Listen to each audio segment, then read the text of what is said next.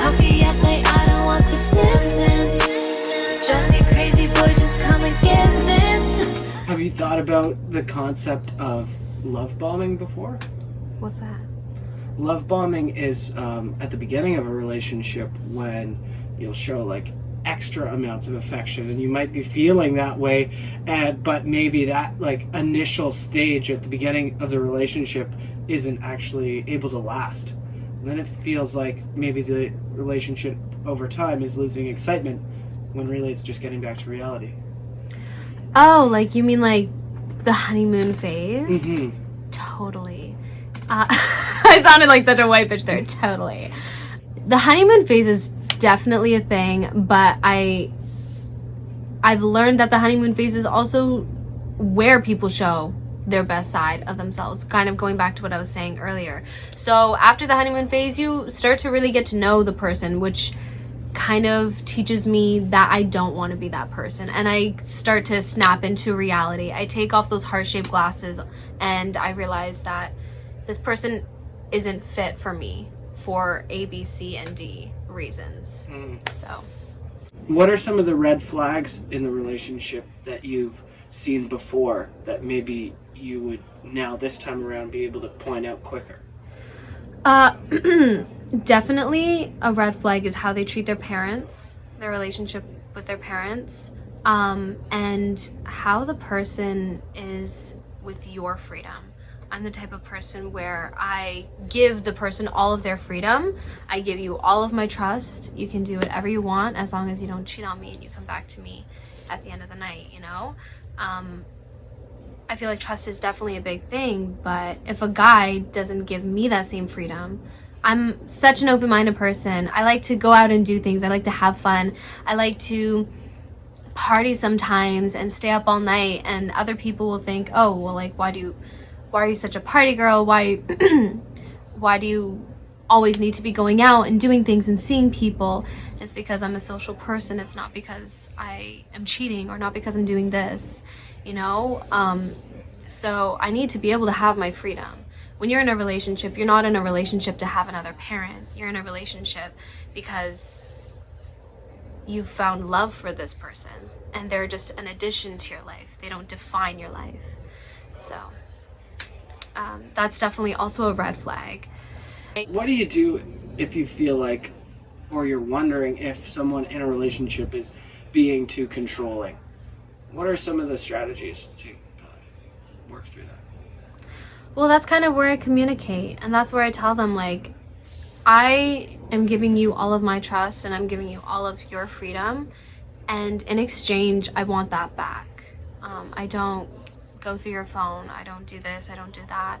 So that's kind of it's all about communication. If I don't get my freedom that I feel that I need to breathe and to not feel suffocated, that's when I say, either you're going to give me your freedom or I'm going to walk away and I'm going to have freedom regardless, you know? Yeah, there's got to be that trust for sure. Exactly. Right? When you're in an unstable relationship, how does that affect your mental health? Oh my God. It affects my mental health like crazy, because the way that I start to realize that I'm in a really bad relationship is when I start to feel really, really depressed, or I'm feeling suicidal, I'm feeling really down and just not in love with myself the way that I know I can be.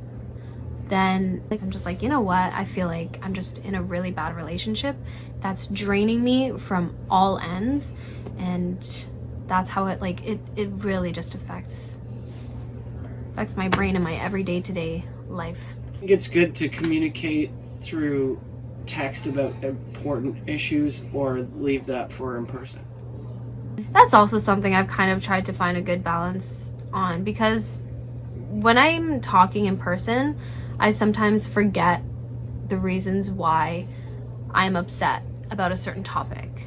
Sometimes when I text, I'm allowed to collect my thoughts and respond at my own pace, and I don't allow myself to get manipulated as easily. I'm allowed to just remember why this argument is happening, or why this certain instance keeps reoccurring. But then again, some may argue that when you're texting, you lose that, you don't hear someone's tone of voice. So you can't tell if someone's joking sometimes, and you can't tell if somebody's angry, and vice versa, all of that. Yeah. Have you ever been so low that you felt like hurting yourself? And, what can you do to get yourself out of a really dark place? Oh, I've definitely been at a point where the relationship or my partner just brings me so low that I have hurt myself in the past. I have been there, absolutely. And I guess the way that I balance that is I talk to my mom. My mom is like, she's been through so much. She's such a warrior. And she's able to recognize both points of views. She's able to recognize both points of views and tell me if I'm in the wrong or if I'm in the right. And talking to my sister. They know who I am and they know my patterns in relationships, in life, with issues. And they're able to also define like the other person's point of view as well. So they kind of put me back into reality. They're the ones that take off my hardship glasses and tell me if I'm in the wrong or if I should move on. Almost like a personal therapist. Oh, yeah. Yeah. And so you find it's really helpful to have someone that's not necessarily just trying to make you feel better, but really trying to help you fix and find a solution. Yeah. I think it's also super important to, since I get so frustrated very easily, I found that it's good to take a step back and self-reflect. I'm always about building myself because I've noticed that I have all these patterns. So if I'm having patterns, it must be a me problem. And that's where it's important to, again, self-reflect and think about what you can do different. But where I'm having more patterns is no matter how much I self-reflect and how much I try to do things differently, I'm still getting the same results. I'm just like, I'm a sucker for love. And that's why I wrote my song Break Yours, because I'm just like, don't fall in love with me because I'm gonna break your heart. Like, I fall in love and then I fall out of love so quick and so easily. And it's not something I'm proud of. Distance, drive me crazy, boy, just come and get this.